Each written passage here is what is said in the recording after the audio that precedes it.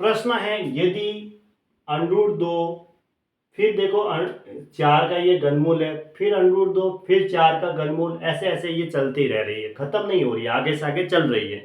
Series का मान कितना है, तो इसको क्या करते हैं हम x के बराबर मानते हैं। ठीक है, फिर जहां पे रिपीट होती है वहीं पे वापस x लिखना है। अंडरूट दो ऐसा का ऐसा, फिर ये 4 का घनमूल है, ऐसे ये यहाँ पे है 3 और ये 4, फिर वापस अंडरूट दो आ गया है, तो अंडरूट दो की जगह हम क्या लिखेंगे x, क्योंकि जहां से रिपीट होती है फिर वहां x लिख दो, क्योंकि इसको हमने x के बराबर माना। तो अब ये अंडरूट दो, फिर 4 का घनमूल, फिर वापस अंडरूट दो आ रहा है, वहां पे x लिख दो। अब इसके ऊपर सबसे पहले क्या है, अंडरूट है, तो दोनों तरफ वर्ग करेंगे तो अंडरूट हट जाएगा, तो एक्स स्क्वायर बराबर 2, और ये 4 का घनमूल है 3 और ये 4x ऐसे है। अब इसका घनमूल का मतलब क्या है, इसको हम ऐसे लिख सकते हैं एक्स स्क्वायर बराबर 4, ये दो तो ऐसा कैसा, और 4x की पावर 1/3। ये जो घनमूल लिखा हुआ है अंदर 3 है ना अंडरूट में, इसको बोलते हैं घनमूल है, तो इसका मतलब हुआ 4x की पावर 1/3 है, क्योंकि ये 4x के ऊपर है। अब इस 2 को नीचे ला दो, तो एक्स स्क्वायर बटा 2 बराबर 4x की पावर 1/3। ठीक है, यहां तक पहुंच गई। अब दोनों तरफ क्यूब कर दो, कैसे, एक्स स्क्वायर बाई 2 है, इसका भी क्यूब करेंगे, और 4x की पावर 1/3 है, इसका भी क्यूब करेंगे। क्यूब करेंगे ना, तो ये 1/3 घात है, उसके ऊपर क्यूब करेंगे तो ये 3 से 3 घात कट जाएगी, क्योंकि वो 3 ऊपर है और ये नीचे है। और एक्स स्क्वायर का क्यूब करेंगे तो 3 बार एक्स स्क्वायर गुणा एक्स स्क्वायर गुणा एक्स स्क्वायर होगा, तो एक्स की पावर क्या हो जाएगी 6, और 2 का क्यूब हो जाएगा 8, बराबर यहाँ 4x हो गया, 4x के पावर 1 है तो 4x ही होगा, किसी की घात 1 है तो वही वैल्यू आएगी।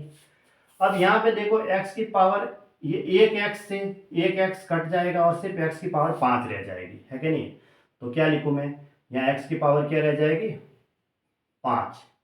ठीक है, मतलब एक घात तो कम हो जाएगी और x की पावर क्या रह जाएगी 5, तो मैं लिख देता हूँ x की पावर 5 बराबर 8 को उधर भेज देता हूँ 32 हुआ, 8 से 32 हो गया x की पावर 5।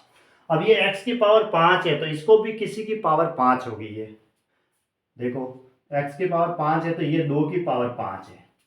देखो 32 के अगर आप फैक्टर करते हो तो 2 गुणा 2, देखो 32 बराबर क्या लिखते हैं हम, 2 गुणा 2 गुणा 2 गुणा 2 गुणा 2, ऐसे।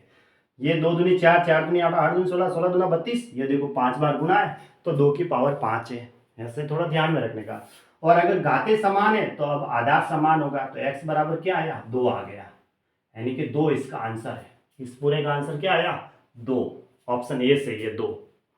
अब अगला प्रश्न है, यदि x बराबर ये घनमूल में 3, देखो घनमूल लिखा हुआ है, उसके बाद ए है plus under root of a square plus b cube, फिर प्लस, फिर वापस घनमूल a minus under root of a square plus b cube, तो हमें एक्स क्यूब प्लस 3bx का मान चाहिए। देखो यहाँ 2 है, फिर 0 है, 1 है और लास्ट में ए है, तो अब इसको सॉल्व करना है। तो एक तरीका ये है कि मैं b की जगह क्या लूँ 0 ले लेता हूँ।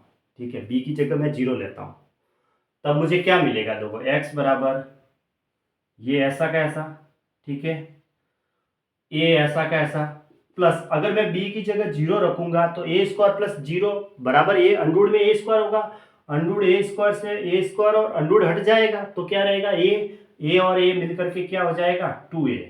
तो मैं डायरेक्ट कैसे लिख सकता हूँ ए स्क्वायर प्लस 0, है ना, एक तो ये तरीका है, प्लस 3 आगे वाला जो ऐसा का ऐसा है अंडरूट है ए माइनस, फिर मैं अंडरूट में ए स्क्वायर और b की जगह मैंने 0 रख दिया।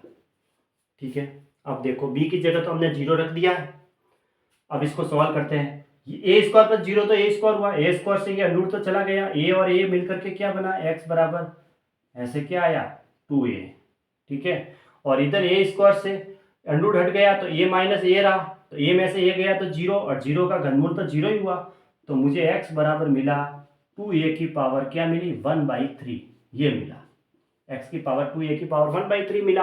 अब इसको सॉल्व करना है, ये वैल्यू चाहिए हमें, तो क्या चाहिए एक्स क्यूब प्लस 3bx। अब b की वैल्यू तो हमने 0 रखी, तो एक्स क्यूब प्लस 0 हो गया, 0 को किसी भी संख्या से गुणा करेंगे 0, ये तो 0 हो गया। अब एक्स क्यूब की वैल्यू चाहिए, एक्स की वैल्यू मैं यहाँ से रख देता हूँ 2a की पावर 1/3 है, इसका अगर मैं क्यूब करूंगा तो 3 घात से ये 3 तो कट जाएगा, तो क्या बना 2a की पावर 1, यानी 2a की पावर 1 को सॉल्व करेंगे तो 2a आ गया, ये इसका आंसर हो गया। कौन सा ऑप्शन सही है? ऑप्शन ए सही है, 2a।